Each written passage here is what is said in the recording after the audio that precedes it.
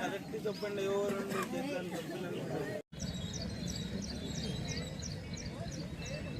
ఇల్లు అండి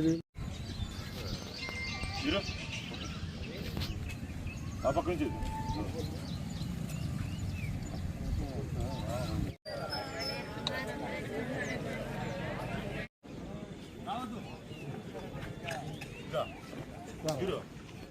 వాడికి పిలిపించాను సార్ వాడిని తక్షణ చనిపోయినాడు కదా వాడు ఎక్కడ సెట్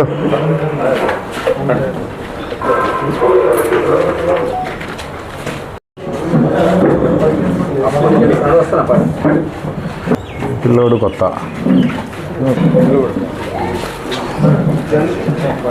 రెండు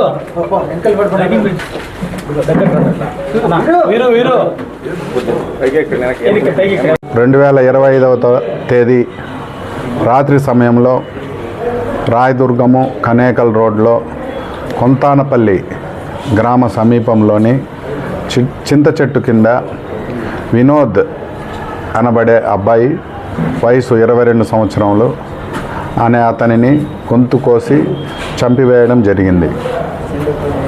ఎవరు చంపినారు ఏమి అన్నది తెలియరాలేదు. ఆ సమయంలో అనంతపురం జిల్లా ఎస్పీ జగదీష్ గారు ప్రత్యేక చొరవ తీసుకొని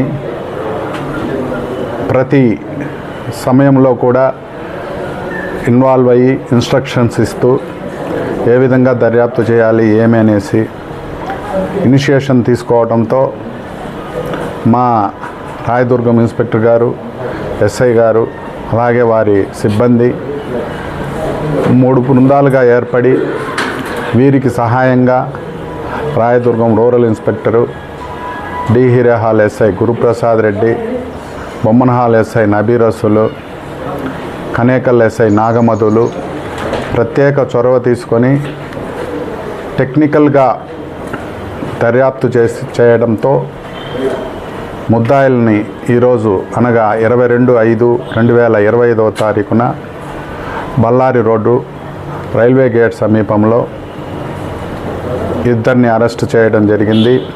వారిద్దరూ అన్నదమ్ముళ్ళు. అన్న పేరు రమేష్, తమ్ముని పేరు జంబులింగం, బొమ్మలింగం.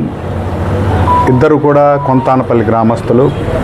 ఈ కేసులో చనిపోయిన మృతుడైన వినోదు, ముద్దాయిలైన రమేష్, బొమ్మలింగంలు కూడా దగ్గర బంధువులు.